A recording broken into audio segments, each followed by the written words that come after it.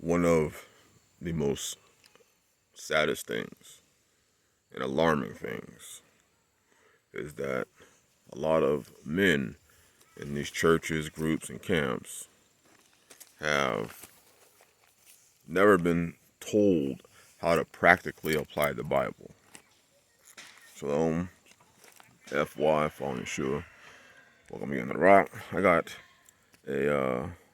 quite a few emails, including one from I guess they would say, a men's fellowship group who was leaving the SDA church, Seventh-day Adventist church.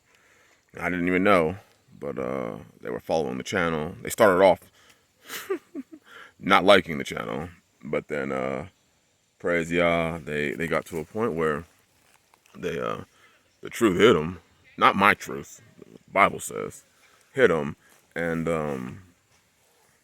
obviously being that I came from, or not, I didn't come from them, but I was at one point in time SDA, so I know all their tenants. I know, read the Desire of Ages. I know about Ellen G. White, but they are leaving that. And one of the things they said attracted them to the channel was there's not many, brothers, men of color, Hebrew men out there that live this way, and they found it interesting that there was, a man of color that moved his family from the hoods to the sticks, way out, and was living this sort of lifestyle. So I praise y'all for the witness, because I'm just gonna let this be real. Brothers, it wasn't me. It was the Spirit that is holy. It was the Most High. It's all in this book. So don't let anybody tell you that they are great.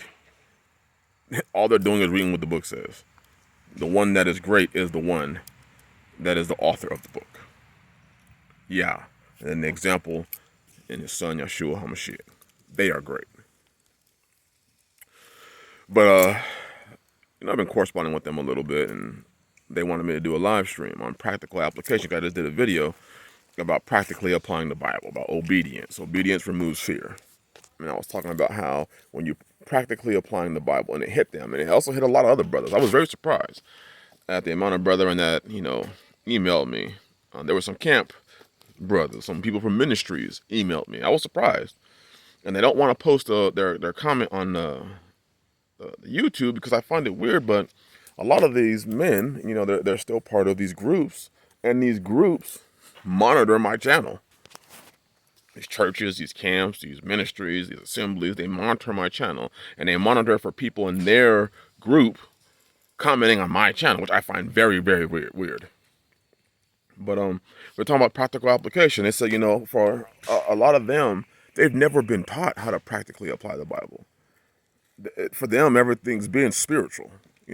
How to spiritualize the Bible, how to spiritualize what you're reading. Some of them were told that Ruth was really a Hebrew. She was just a spiritual Hebrew. She was not a Moabite. They were told that, they've been told different things about who Esau is, and there's just everything that they said that they were hearing was spiritual.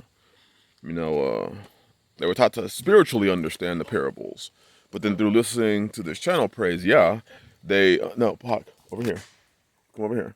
They were taught, through listening to the channel, they actually heard for the first time practical applications of the Bible, which blew their mind. It blew my mind. Again, let me just tell you, these words that I say, they ain't my words. They from the Bible. So it's not that I'm brilliant. It's just that I'm just practically applying what the Bible says. But they've never been taught that. And the video opened up their eyes to things that they had never seen before, or thought of before, when it comes to the Bible, because everything had always been a spiritual. If times go bad, they're just going to rely on the Most High, and He's going to, bring them food. I guess He's going to take care of us. So they were told, He's going to take care of us. But they never were told or taught that they have to do something about it. And I just find it amazing. And it's going back to this Seventh-day Adventist, they're not SDA anymore, but this group of brothers that, the men's group, they had reached out to some other groups and camps. And they found out, a lot of these groups and camps, it's all about them. These groups and camps wanted them to join them, to be part of them. That's why I try to tell people, this stuff is dangerous. Join these groups and camps, because unless you join them, they really ain't going to help you. And so they said for the first time they ever actually reached out to somebody, or the person responded back to them, and it wasn't, hey, join us and listen to me and fellowship with me and do you want to become a satellite group of me? No, it's the Most High Yah.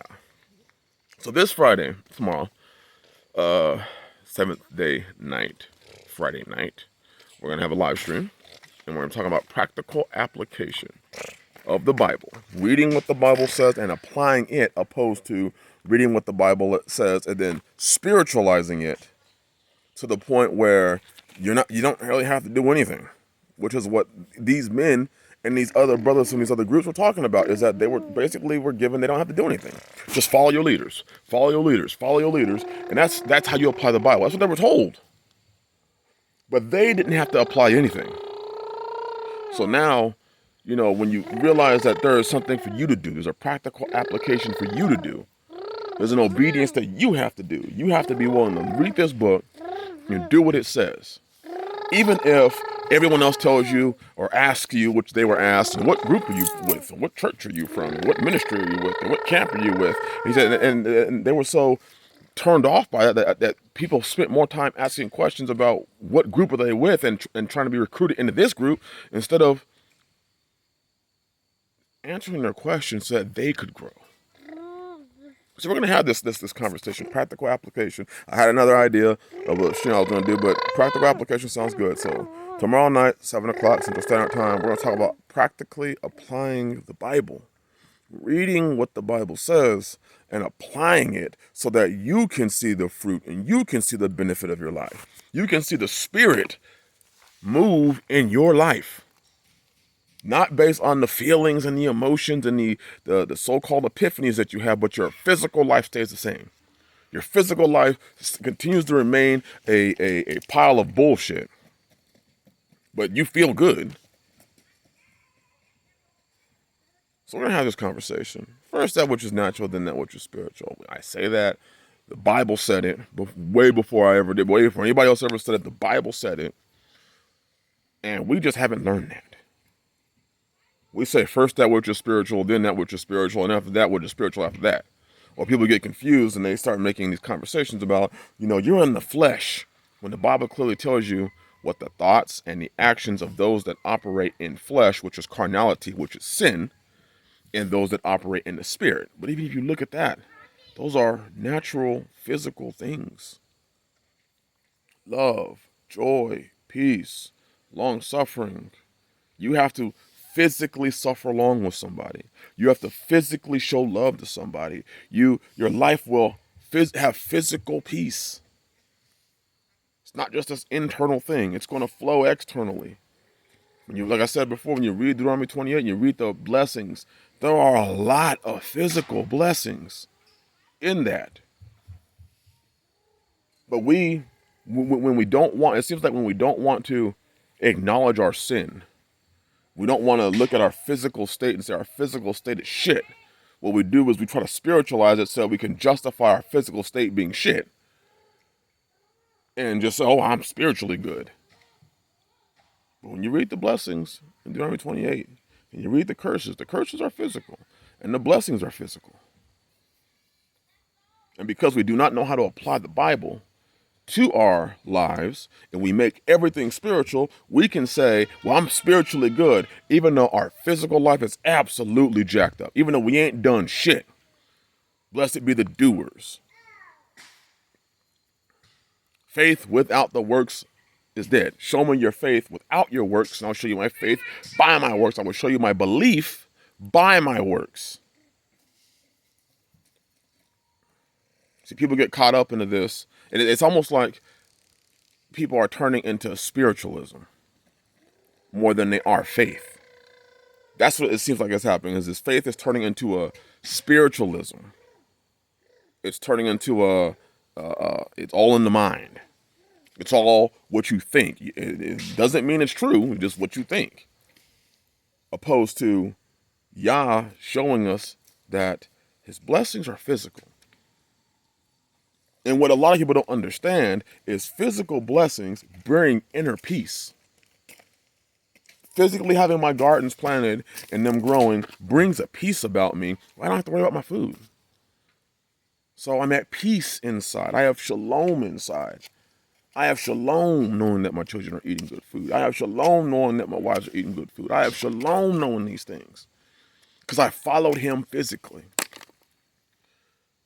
We have a lot of people today that say they follow him spiritually, but they ain't following him physically. And then you basically get that in your modern westernized Christian church. We're going to talk about this practical application of the Bible. Hope to see you there tomorrow night, 7 o'clock Central Standard Time. Should be a good time. Until then, have a blessed day. Shalom.